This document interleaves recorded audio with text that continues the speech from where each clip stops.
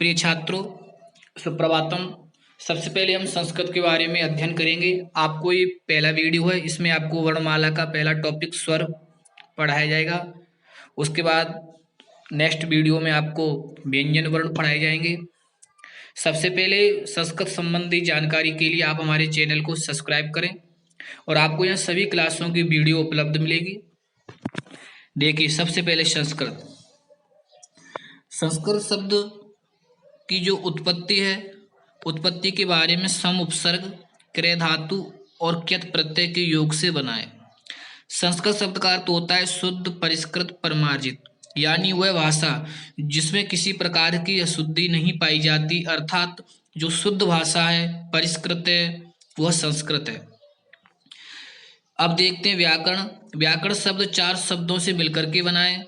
B और आंग 2 उपसर्ग हैं, क्रय धातु है, लयुट प्रत्यय है, जिसका अर्थ होता है कि व्याकरण वह शास्त्र है जिसके माध्यम से शब्दों की व्युत्पत्ति और निष्पत्ति बताई जाए।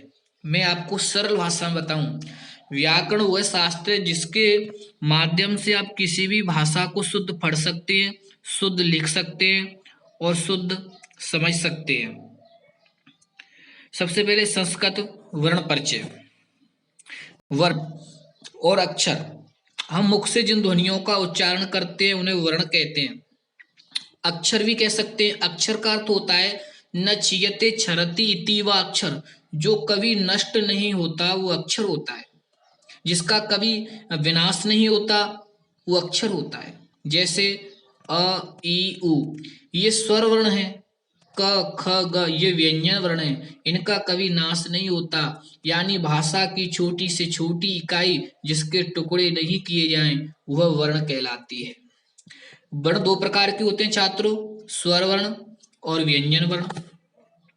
ध्यान रहना, स्वर वर्णों को हम अच भी कहते हैं।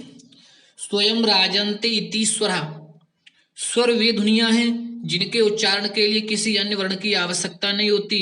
जैसे अ के उच्चारण में किसी अन्य स्वर या व्यंजन वर्णों की सहायता नहीं लेनी पड़ती, इसलिए अ स्वर है। ये आपके यहाँ स्वर देख रखे हैं। स्वरों के उच्चारण में किसी वर्ण की सहायता नहीं लेनी पड़ती, इसलिए कहते हैं स्वयं राजन्ते इति स्वरा, जो स्वयं राजा की तरह स्वतंत्र होते हैं वे स्वर कहलाते हैं। इसके बाद व्याकरण शास्त्र में स्वरों की संख्या 9 प्रकार के बताए हैं। ये सभी स्वर अच प्रत्याहार के अंतर्गत सम्मिलित हैं, इसलिए स्वरों को अच भी कहते हैं। मूल स्वर, मूल स्वरों की संख्या 5 है। अ, ई, उ, री, लिरी। संयुक्त स्वर वे स्वर होते हैं जो 2 स्वरों की सहायता से मिलकर के बने होते हैं, इनकी संख्या 4 है। ए, उ, ऐ, औ। ये चारों स्वर 2 स्वरों के योग से बने हुए हैं, इनको आप विशेष करके ध्यान देंगे। स्वरों के भेद, स्वरों के भेद 3 प्रकार के होते हैं। हर्ष स्वर, दीर्घ स्वर। हर्ष स्वर वे स्वर जिनमें एक मात्रा का प्रयोग किया जाता है, इस प्रकार दीर्घ वे स्वर जिनमें 2 मात्राओं का प्रयोग किया जाता है, आ, ई, उ, री, ए, ऐ, ओ, औ इत्यादि। तीसरे नंबर के स्वर विलुप्त स्वर होते हैं, जिन स्वरों के उच्चारण में 2 मात्रा से अधिक या 3 मात्राओं का प्रयोग किया जाता है वे विलुप्त स्वर कहलाते हैं। इनकी पहचान के लिए इस तरह ये 3 का अंक लिखा जाता है, जैसे अ, ई, उ। हर्ष स्वरों को एक मात्रा की तरह बोलते हैं, जैसे अ। दीर्घ स्वर में 2 मात्राओं का प्रयोग किया जाता है, जैसे आ, और विलुप्त स्वर में 3 मात्राओं का प्रयोग किया जाता है, यानी आप लंबे समय तक खींचेंगे, जैसे ओम।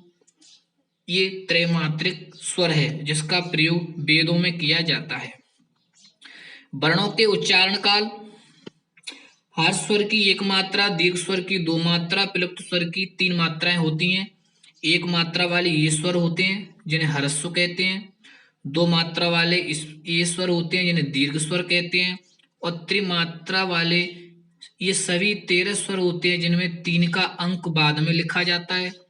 इसके बाद में आते हैं अर्धमात्रिक, वे वर्ण जिनमें आदि मात्रा का प्रयोग किया जाता है, यानी जो हलंत से लिखे जाते हैं उन्हें अर्धमात्रिक वर्ण कहते हैं।